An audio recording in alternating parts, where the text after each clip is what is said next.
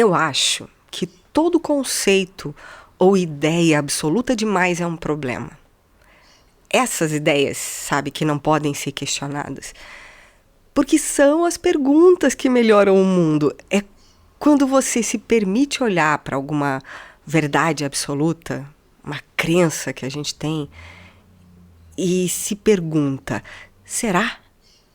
É nesse momento que você, numa resposta mais aprofundada e sincera, descobre coisas extraordinárias. Principalmente se essas coisas são sobre nós mesmos, sobre você mesmo. Nós costumamos ter um jeito de olhar para nós quase sempre distorcido, fantasioso, às vezes até cruel demais. Eu costumo dizer que as pessoas que ainda não desenvolveram um lugar de autoexpressão, ou pelo menos que não estão no caminho desse desenvolvimento, aquelas que estão estagnadas, paradas mesmo, é porque elas estão sendo vitimadas por um agente interno que eu chamo de Senhor Sabota. Você pode chamar também de censor interno. É mais uma artimanha da nossa mente para nos proteger. Olha só, esse cara sempre tem umas coisas bem desagradáveis para nos dizer. Ou então, ele diz coisas muito lógicas, sabe? Mas essas coisas nos seguram no lugar da paralisia, que vai virar arrependimento um dia. A bem da verdade, todos nós temos um carinha desses habitando a nossa consciência.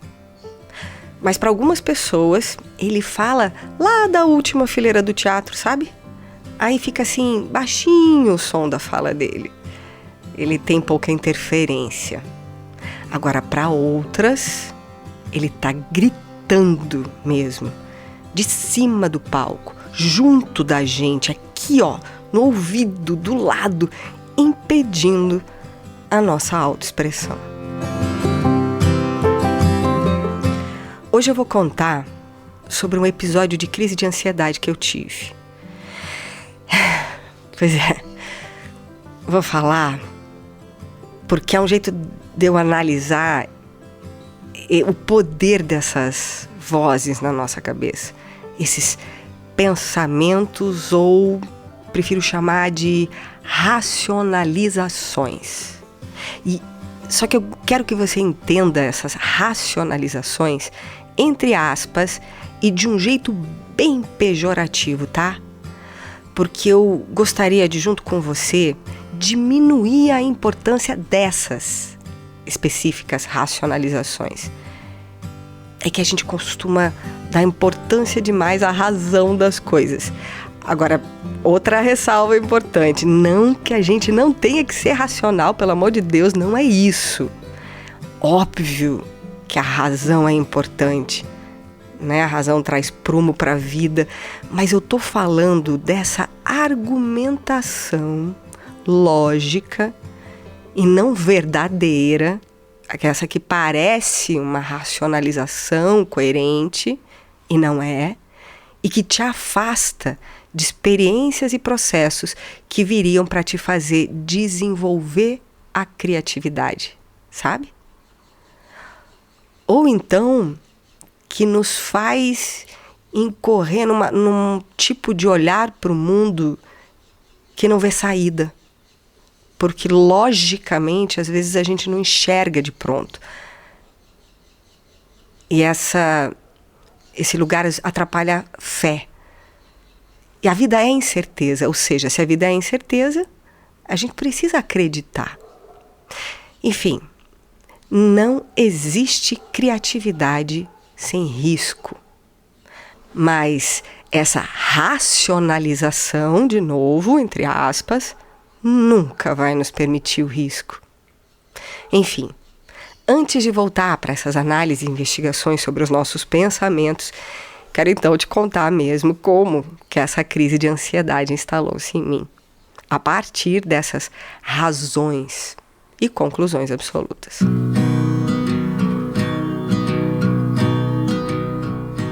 Naquele dia, eu estava com muitas tarefas. Aí o Alex me disse que uma das nossas contratantes, aqui da produtora, tinha mandado uma mensagem e queria uma call, uma reunião com nós dois juntos. E ele fez um comentário enfático, assim, de preocupação, sabe? Tipo, vixe, lá vem. Era o nosso cliente mais importante, a conta mais alta que garantia a maior parte do nosso faturamento. Claro que era preocupante. Ia ser complicado demais se a gente perdesse o cliente. As coisas iam realmente ficar tensas. Aí eu penteei o cabelo, passei um batom e fui para frente do computador junto com ele.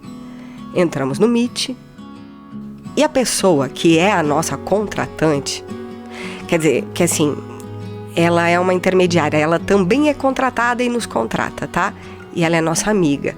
Era ela que fazia a tratativa com a gente e era com ela que a gente ia conversar.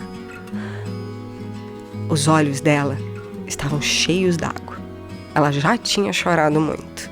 E aí trouxe a notícia dizendo o seguinte: não sei o que aconteceu, gente.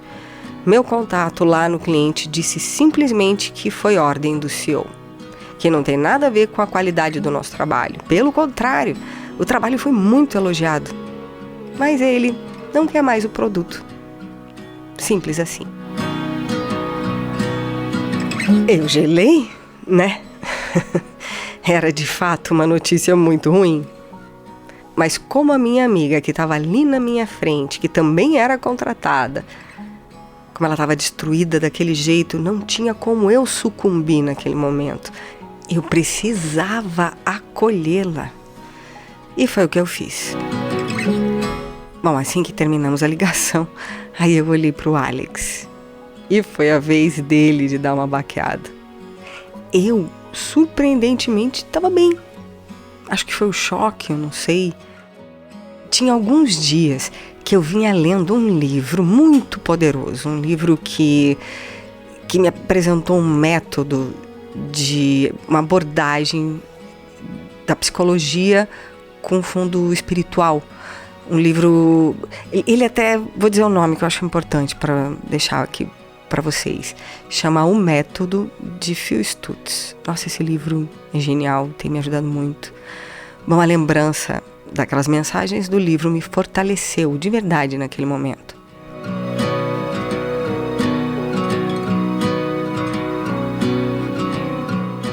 Mas aí depois, imediatamente, o cérebro começou a funcionar buscando soluções.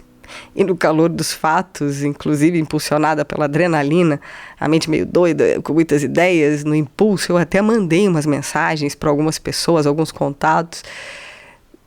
Apaguei depois. Eu sei que esses arroubos impulsivos podem ser bem ruins e o arrependimento pode ter um gosto amargo, né? Eu acho que tomar iniciativas assim no calor de um momento de dificuldade é ruim. A gente precisa organizar a mente primeiro, sabe? Mas eu continuei o dia bem.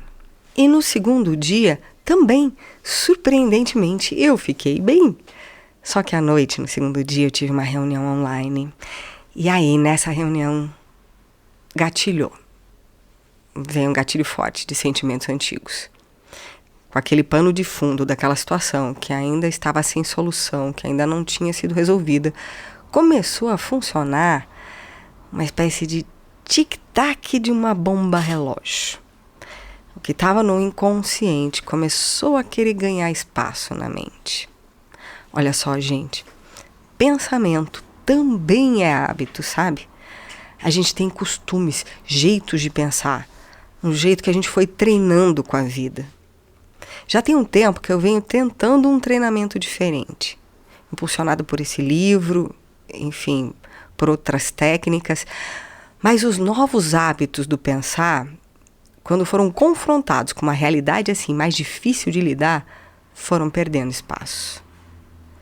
O pensamento negativo foi ganhando protagonismo e me puxando devagarinho, quase sem eu perceber, para uma espiral descendente, direto para uma crise. Eu tentei resistir buscando esse treinamento, sabe? Os pensamentos positivos e tal. Mas o fato é que, quando a demanda emocional de uma dor ela é grande demais, o cérebro vai atuar no lugar que ele já conhece. Porque com a ativação da amígdala, com a liberação do cortisol e da adrenalina no sangue, tudo fica mais complicado de controlar também. Nesse momento, eu entendi que estava no meio de uma crise de ansiedade. Mas olha que interessante. A consciência do fato vem antes do fato em si. E isso é o mais importante. Porque se o pensamento positivo fica difícil nessa hora, e ele realmente pode perder o jogo para os pensamentos negativos, sabe? Existem outras medidas que podem produzir uma virada nesse jogo. Mas antes de eu continuar essa história, eu preciso fazer uma ressalva. Te dar um conselho importante. Se você tem crises frequentes de ansiedade, é muito importante buscar ajuda médica, tá? Também é importante, de repente, buscar alguém, uma pessoa, uma alteridade. Alteridade que é diferente de autoridade, tá? É alguém que possa te acolher nesse momento. Porque nesse momento você precisa sair um pouco de dentro da sua cabeça. Começar a nomear as coisas que você vê no seu ambiente a um caminho, sabe? As coisas que estão na sua paisagem. Isso vai te ajudar a interromper esse fluxo interno, essa produção de cortisol e de adrenalina. Voltando para a história, naquele dia eu usei uma técnica de respiração que consiste em inspirar, segurar e expirar em 5 tempos. Você inspira e conta 5 tempos. Depois segura com o pulmão cheio, também por 5 tempos. E aí solta em 5 tempos e segura com o pulmão vazio por mais 5 tempos. E aí vai repetindo e repetindo. Foi o que eu fiz. Até que o mal-estar começou a ceder, a diminuir. Mas como os pensamentos de culpa, os cenários catastróficos acabam voltando para minha mente, eu já sei disso, eu me conheço. O que foi que eu fiz? Eu busquei meu caderno e minha caneta. Gente, para mim, essa é a medida mais poderosa. Escrever é o que me devolve a lucidez, sabe?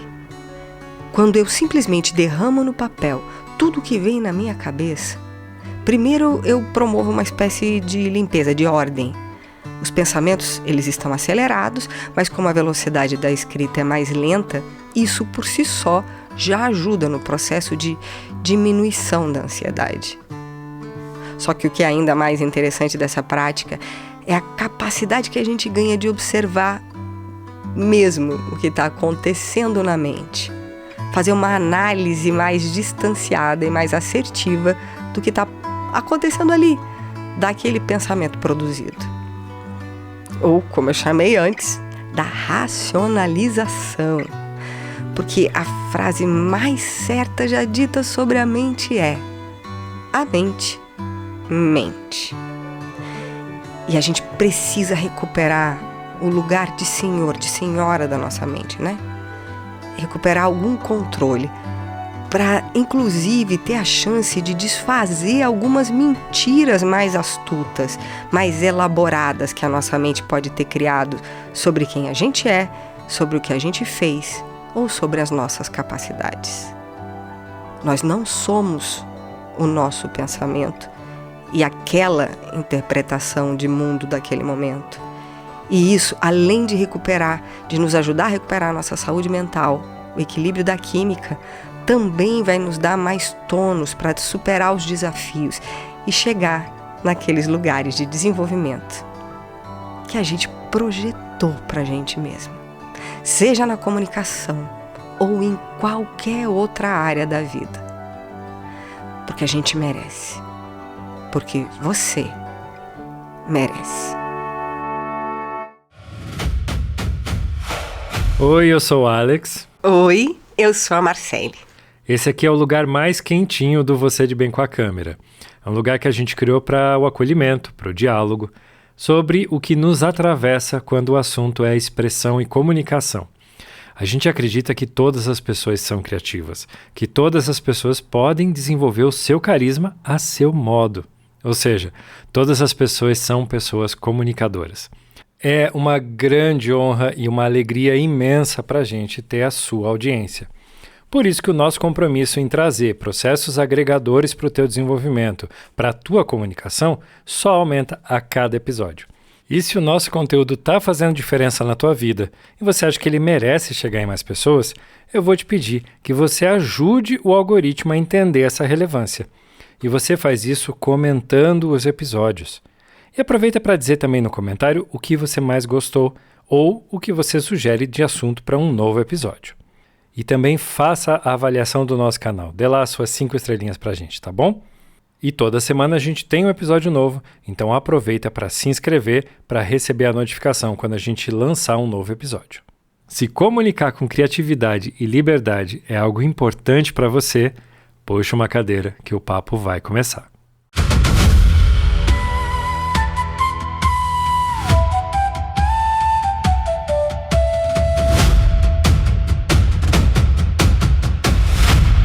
Pois é, imagina a gente assistindo um filme. Quando a gente está vendo o filme, a gente está vendo o mocinho correndo, né, num momento de tensão, de adrenalina, e de repente a gente está produzindo no nosso corpo aquelas sensações, dependendo da pessoa, ela mergulha tão fortemente naquela emoção daquele filme que ela se funde com ele. Uhum. Essa fusão com o pensamento é o que produz a emoção. Existe o caminho inverso também. A emoção que produz o pensamento. Esse lugar é o lugar que eu quero realmente trazer para a nossa análise hoje. Existe um termo da psicologia que é o termo defusão cognitiva. A possibilidade de você se distanciar do que a mente está produzindo, para poder olhar para esse lugar com alguma capacidade de análise. Quando a gente está pensando assim, tipo, no meio de uma crise ou diante das nossas crenças, aquelas que nos levam à paralisia, a condicionamentos, tipo, a certeza sobre as nossas incapacidades, por exemplo. A gente mergulhou e se fundiu numa realidade ou na nossa interpretação de um fato.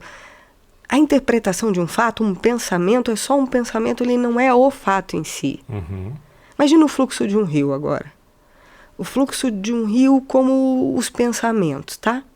É um pensamento que puxa outro, e aí você tá nessa levada, descendo com esse rio que vai terminar ali na cachoeira, e a cachoeira é o mergulho definitivo num lugar de ansiedade, ou de depressão, sei lá, ou daquela crença definitiva e absoluta que te enrijece, que te prende num lugar.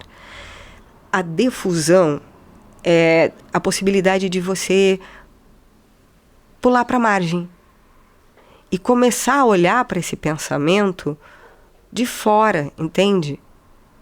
O pensamento não é a realidade necessariamente. O pensamento não é você necessariamente. Ele é uma interpretação. E isso é um pouco a função das terapias, sabe? Quando a gente faz terapia, o terapeuta tenta nos levar para esse lugar. Mas às vezes a gente não tem a chance de fazer a terapia. Ou então, quando a gente tem essa consciência desse movimento, no meio de uma crise, longe do terapeuta, você pode produzir, de repente, essa possibilidade de afastamento, sabe? De distanciamento, para poder olhar para esse lugar que a tua mente está produzindo e tentar entender se é uma verdade ou se não é. Conclusões definitivas sobre as nossas habilidades. Gente, se tudo é processo, se tudo é treino, ter uma mente saudável é o passo mais importante para construir uma habilidade. E o que é que a mente saudável te diz? que você é passível enquanto... Vamos entender a neuroplasticidade como conceito da ciência definitivo e para todas as idades. Porque a gente vê a neuroplasticidade na criança. Nossa, a criança tem o cérebro fresquinho e aí aprende tudo com muita facilidade. Na verdade, está provado cientificamente que os cérebros mais maduros também têm neuroplasticidade. Agora, se a gente se funde numa interpretação e numa crença absoluta de que não, isso não é possível para mim, eu não vou fazer um movimento, eu não vou entrar em ação, eu não vou dar a chance para o meu cérebro dele experimentar a neuroplasticidade. E olha só, né, tem uma diferença no peso de como você faz esse pensamento, né? Se você pensa, eu sou incapaz, isso é um peso. Ou, tô tendo um pensamento que me diz que eu sou incapaz. Isso tem um outro peso, uma outra maneira, né? A gente tem uma mente que é tagarela mesmo, que fica ali falando com a gente o tempo todo. Ela pode ser muito astuta, né? Muito inteligente nessas criações que ela faz. E, por exemplo, ela pode ficar ali na tua orelha falando sobre o engajamento dos vídeos nas redes, ela pode falar sobre uma pretensa realidade na comparação com os outros. Nossa, isso é bem importante. Né? Porque aqui a gente está falando do malefício dessa era. Né? A comparação nas redes sociais. Por que a rede social ela gera doença mental? Ela atrapalha a saúde mental. Porque é o processo de comparação. E aí vem algumas frases absolutas de alguém, tipo, sabe, meio como a relação das bets hoje em dia. Essas pessoas que dizem, não, mas é só você não entrar nesse jogo. A bet existe, mas você pode simplesmente decidir jogar um joguinho, é o autocontrole. Cara, a comparação, o lugar do vício para determinadas mentes é muito complicado. Então, quando alguém vem e diz, é só não se comparar, para mim ele está cometendo uma falha. Porque o contraste acontece necessariamente. E se você não está preparado, e quase ninguém está, para lidar com esse contraste, ele vai gerar um problema. A história das bets, aproveitando para falar um pouquinho disso. A gente tem classes sociais de dificuldade extrema de acesso a determinados objetos, coisas, e o desejo é natureza humana. Todo mundo quer, deseja obter determinadas coisas, sabe? O que é difícil para o humano? Compreender que existe um tempo de conquista para qualquer coisa. A gente tende à ilusão da conquista rápida, da solução mágica, da solução para amanhã. E o que o jogo te traz como oportunidade, como possibilidade? Não é a diversão. As bets, elas vendem na publicidade uma diversão, o esporte. O jogador, aquele que começa um processo complicado, uma relação dolorosa e disfuncional com esse lugar, ele não está buscando o jogo, ele está buscando o dinheiro rápido, né? O ganho grande e rápido. O ganho grande e rápido. E dizer que está na mão das pessoas esta decisão, isso aqui para mim, cara, é até uma falha moral de quem pensa assim, porque essas pessoas simplesmente não conseguem fazer o exercício empático real de quem não tem oportunidade, de quem tem difícil acesso às coisas, que tem uma rotina dolorosa de trabalho muitas vezes. Para essas pessoas, o jogo aparece como oportunidade de resolver vida e não é. E ainda se essas plataformas de jogo fossem realmente justas, né, tudo bem, você até teria um controle sobre isso, mas elas são feitas para que você perca, né? Para que você se envolva primeiro e para que você perca. Então, não tem nem como você dizer jogue com parcimônia se o troço é feito para você se viciar e perder. Construído, né? Desse jeito, exatamente. É um modelo de negócio. Como é que eles ganham dinheiro? Com os outros perdendo dinheiro.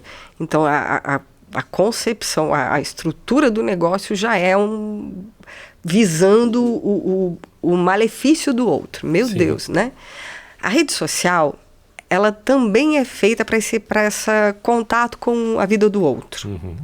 E o influencer, ele tem que criar situações para gerar estímulo, é onde as pessoas se projetam enquanto ideação de vida, sabe? Eu gostaria de ter aquele corpo, de ter aquela casa, de ter aquele relacionamento, de ter as coisas. Vamos de novo no desejo humano, tá? Uhum. E aí você está influenciando. O principal modelo do influencer é o lifestyle. E esse lifestyle, para algumas pessoas, precisa de tempo. Para algumas pessoas, não para todo mundo, né? A gente precisa de tempo de construção para obtenção de um determinado objeto, benefício, enfim. E para cada pessoa é diferente. Então, estar nas redes é viver este contraste, é ter que administrar a relação com este contraste. Mas dependendo do teu momento de vida e do quão jovem você é, você está mais suscetível. E aqui, assim, a gente tem o objetivo e a função de trabalhar a autoexpressão dos nossos alunos. A gente tem uma relação comercial com esse lugar também. Então, eu faço essa fala buscando a consciência de que sim, é possível lidar com esse lugar para que você divulgue seus produtos, seus serviços, para que você realmente estabeleça também um lugar de influenciador, porque nada é uma coisa só, não é só para o bem ou só para o mal, mas se você vai influenciar alguém, que seja uma influência positiva. E assim, a influência que eu quero deixar aqui é para essa relação com a rede social também de controle. Se eu tenho a chance eventual de observar, olhar os meus pensamentos e o que eu estou produzindo na mente, eu também posso observar a minha relação com o meu consumo de vídeos nas redes sociais para um gerenciamento mais saudável. Quanto tempo eu passo? Qual é a qualidade da minha energia depois que eu saio desse lugar? Como que eu me relaciono? E como eu tenho também como objetivo na vida estimular as pessoas para que saiam do simples lugar de consumidor, né? Que é o lugar onde você está no fluxo, sendo levado pelo que a rede produz, para o lugar de criador, de influenciador positivo. Então, também eu gostaria de dizer, eu acho importante dizer para você agora que está ouvindo a gente, que existe uma forma de consumir vídeos que é mais analítica, que é a partir dessa observação entender o que você pode trazer para a tua própria fala, para o teu lugar de expressão, para a construção do teu vídeo, de um jeito mais observador, analítico mesmo, assim, sabe? Não só no flow e sendo motivado a sentir a emoção que alguém está ditando para você. Você pode ser a pessoa que organiza a emoção dos outros. Sim. A partir de um lugar positivo de influência.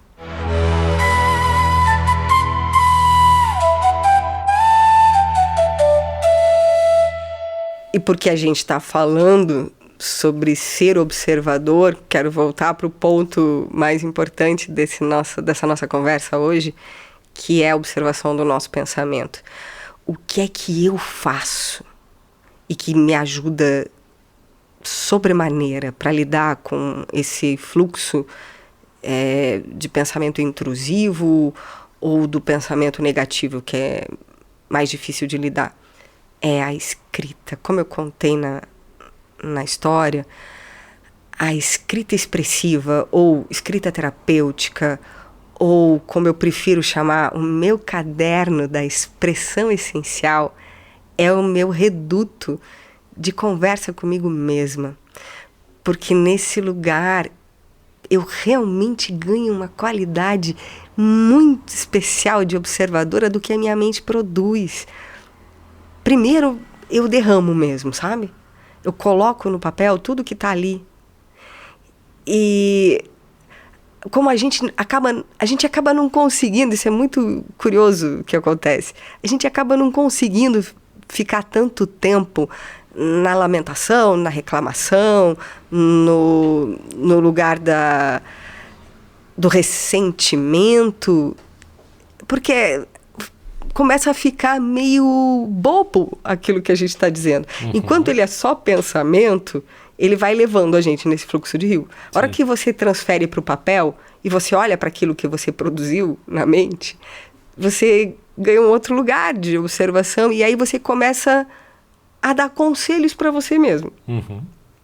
Isso é muito curioso. E como eu já observei isso nos nossos alunos, é engraçado falar nossos alunos, às vezes eu me sinto um pouco terapeuta, sabe? Desse lugar, não sou. Mas é muito interessante observar como muda a qualidade energética até da pessoa. Se ela está produzindo e transferindo a relação com a ruminação, com a crença, com a incapacidade, né? Com aquela ideia absoluta, ela realmente ela ganha uma espécie de arrefecimento, ela perde força. Você joga luz sobre, né? Quando você ilumina um aspecto, aquilo que parecia ser um monstrão, na hora que você ilumina, vira um ratinho, né? Isso é muito interessante. Isso! Você está botando luz no que era escuridão. A tua mente está produzindo escuridão.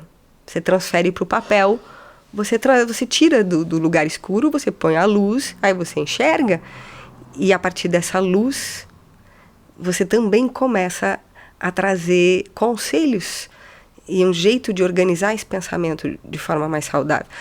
Claro que buscar a alteridade, o conselho de fora, a terapia, a boa leitura, tudo isso ajuda numa construção de uma crença mais positiva. Mas esse lugar, e é um lugar de criador, a gente estava falando sobre ser consumidor ou ser criador, quando você está escrevendo, você está criando. E se você está criando, qualquer coisa que seja, você está no caminho da criatividade, de trazer ao mundo algo novo. E se torna um treino, né? Você está escrevendo, você está treinando a escrita, e isso vai te trazer a habilidade de escrever ao longo do tempo. Que também é o primeiro passo para a habilidade retórica, da organização da fala. Mas a ciência valida isso também. Exatamente. Já lá na década de 80, o psicólogo James Pennebaker, da Universidade do Texas, que fica lá em Austin, ele fez um experimento super simples, né? Ele pediu para os estudantes dele escreverem 4 dias seguidos, durante 15 minutos cada dia. E escrever sobre o momento mais difícil que eles já tivessem vivido até aquela altura do campeonato. Sem filtro nenhum, sem se preocupar com a forma, só derramando mesmo, né? Como você falou, o que estava dentro deles, né? A respeito dessas situações. Boa parte desses alunos chorou bastante durante esse processo, e mesmo com esse choro, né, esse, entre aspas, sofrimento, mesmo assim, quando perguntaram se eles queriam continuar o processo, a resposta da maior parte desses alunos era: sim, eu quero continuar o processo. E aí um achado, né, que essa pesquisa chegou, a escrita expressiva, ela é considerada uma ferramenta muito promissora. É simples e é de baixo custo. Você pode usar em contexto clínico, em contexto de autoajuda, né? E o mecanismo por trás dessa ferramenta tem um nome e chama teoria da inibição emocional. E sugere que se você segura a emoção dentro de você, você gera estresse físico real no corpo, e que confrontar essa emoção pela escrita vai diminuir esse impacto. Não é genial isso? A escrita reduz o impacto do estresse, traz você para o lugar de observador do pensamento, traz você para o lugar da reavaliação da tua crença, da reorganização da interpretação do fato. Porque o fato que às vezes nos condiciona na limitação ou na dor, sabe, aquela angústia em função de uma coisa que você fez e do olhar dos outros a respeito de algo que você fez, ele não é necessariamente, o teu pensamento não é necessariamente o que as pessoas estão de fato pensando a seu respeito. É a sua interpretação do fato. E essa interpretação é uma interpretação possível. Existe 3.000 possíveis interpretações. Só com esta informação você já tem a possibilidade de transformar a tua relação com o fato e tornar o significado desse fato muito mais positivo.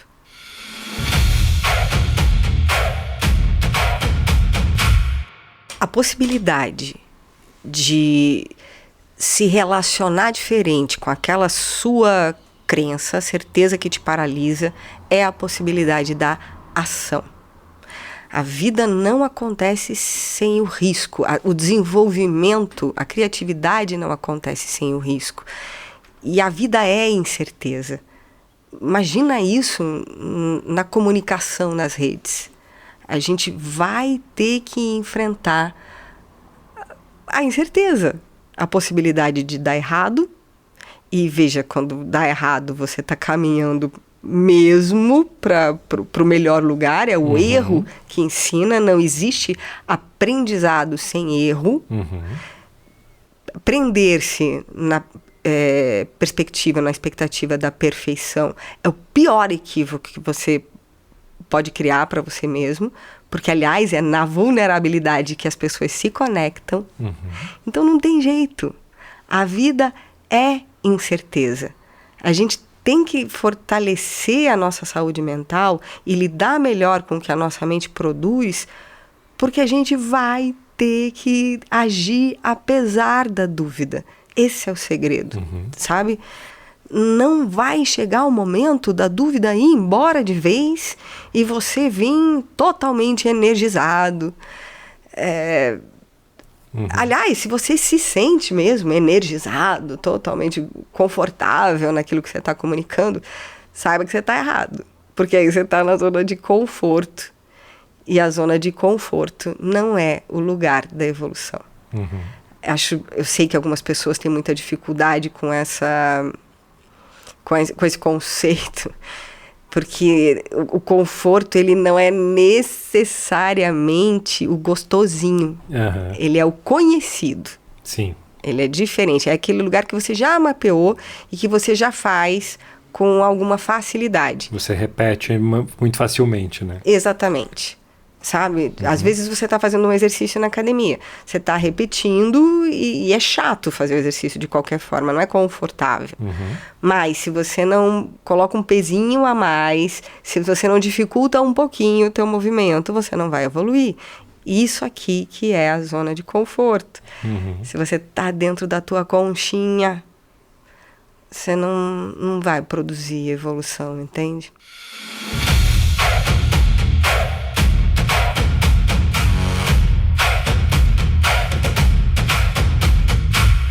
E o agir apesar da dúvida, o agir apesar do desconforto, o lugar de observador da mente, tudo isso é o lugar do acreditar. E se a gente não desenvolve essa crença, esse acreditar em nós mesmos, esse lugar de fé na nossa própria potência, eu acho, inclusive, que a gente está num lugar de arrogância, sabia? Sabe por quê? Espiritualmente, eu acho que todos temos uma missão. Sim. Fato. Você não vem para esse plano sem uma coisa para entregar para esse plano, entende?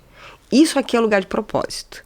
Quando a gente fala do propósito sem esse embasamento poderoso espiritual, a gente não alcança o poder disso que eu estou dizendo. É maior do que você precisa fazer. Então é meio arrogante a postura de dizer, não, eu sou incapaz, isso aqui eu não posso, isso não é para mim, isso eu não consigo, não me vejo nesse lugar. cara, você está fugindo da tua missão, eventualmente. Uhum. E perde você e perde o mundo. É só quando a gente se harmoniza com esse lugar missionário que a gente desenvolve, inclusive, a plenitude. É porque eu não sei se plenitude existe nessa porque a gente vai lidar com dor, dificuldade, incerteza, a gente vai eventualmente sofrer, mas a gente é verdadeiramente feliz e mais pleno se a gente está enfrentando essa dor, se a gente está enfrentando esse sofrimento, se a gente está atravessando o lugar da dificuldade, sabe? Foi difícil para mim hoje, de repente, vir aqui falar ainda de crises de ansiedade. Hoje eu tenho muito menos crises do que eu já tive. Mas esse é um lugar da minha mente, produzido também por conta do TDAH, enfim, outras químicas que o meu cérebro produz, mas sim por causa do meu pensamento. Estar observando o meu pensamento vai trazendo para mim uma nova qualidade de ação. E estar agindo, apesar disso, apesar da minha crise de ansiedade, né, também é um poder. Aliás, é o poder possível. A gente não tem como esperar que as coisas sejam perfeitas para agir. A gente tem que agir apesar da imperfeição. E, na verdade, o perfeito até já é, o próprio termo é ruim, né? Porque ele é terminado, né? A palavra significa, perfeito significa terminado, acabou, não tem mais o que fazer, né? E não tem, a gente está sempre tendo que fazer alguma coisa. Isso não existe. A gente é humano e, por ser humano, é inacabado. É a beleza da coisa. Não, é o único jeito de ser humano.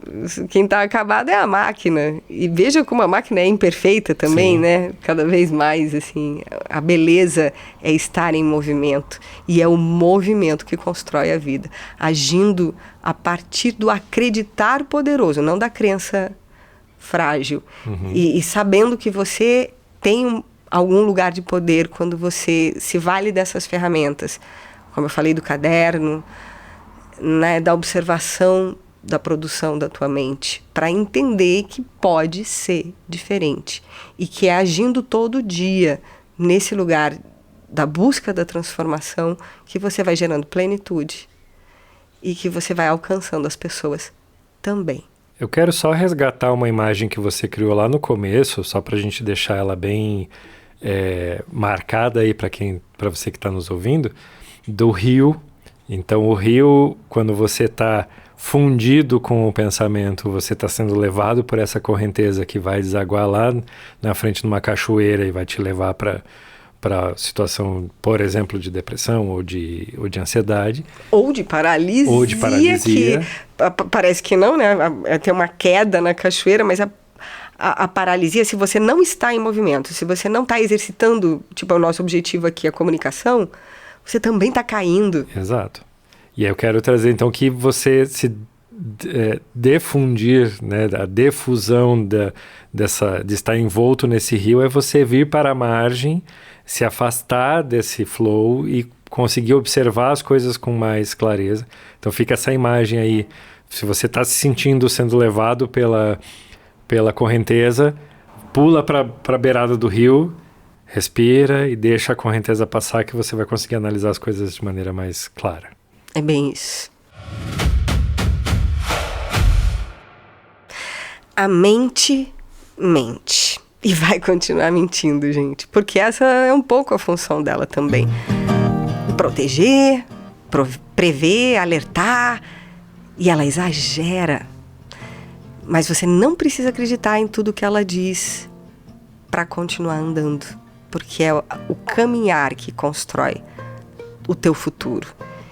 E cada vez que você escreve, respira, observa, em vez de obedecer esse comando dessa mente que às vezes se vale de uma lógica obtusa, né? Você pode não estar calando essa voz, mas você está lembrando ela de qual é o lugar dela, de colocando ela lá na última fileirinha do teatro, porque ela não interfira na tua vida, para que ela permita que você seja feliz. É você quem decide. sabe? E é assim, pensamento por pensamento, palavra por palavra, que a gente constrói, não uma mente silenciosa, eu já não acredito mais nisso, sabe? Mas que a gente se coloca no lugar de quem manda, que a gente se coloca no lugar de autoridade sobre nós mesmos. Só depende de nós. Só depende da gente. Se você está curtindo esse nosso conteúdo, se você acha que faz sentido isso que a gente está falando com você, e se você chegou até aqui, comenta a mente, para a gente saber que você chegou até aqui, que você ouviu o nosso episódio inteiro, e também compartilha. A gente tem esse pedido muito especial para fazer para você. Assim, se a gente puder alcançar mais pessoas com isso que a gente sabe que é transformador, a gente vai estar cumprindo a nossa missão. E aí, sabe, é uma troca muito legal que você faz com a gente, com isso que de repente se fez sentido naturalmente para você levar para os outros. Você nos ajuda os outros e aí a gente entra num circuito do bem, que é muito legal também. E a gente vai dar um beijo nesse seu coração lindo se você fizer isso. Aproveita, já coloca lá 5 estrelinhas pra gente no perfil do Spotify, que isso também vai ajudar a gente a levar esse podcast mais pra frente. E se você quiser comprar o livro do Phil Stutz, o método, né, do Phil Stutz, que a Marcele citou lá no começo do episódio, a gente tá deixando aqui na descrição o link da nossa loja da Amazon, onde você pode encontrar esse livro. E se você comprar por esse link, você também dá uma força pra gente muito grande. É um livro muito interessante com uma série de ferramentas práticas que vão te ajudar muito nesse processo de entender a sua própria mente. Então, de novo, clica no link para você comprar lá na nossa lojinha da Amazon e dar essa força pra gente. E lembrando que toda semana a gente tem um episódio novo desse nosso bate-papo com vocês, então a gente se vê na semana que vem no próximo episódio. Um grande abraço para você. Beijo muito grande.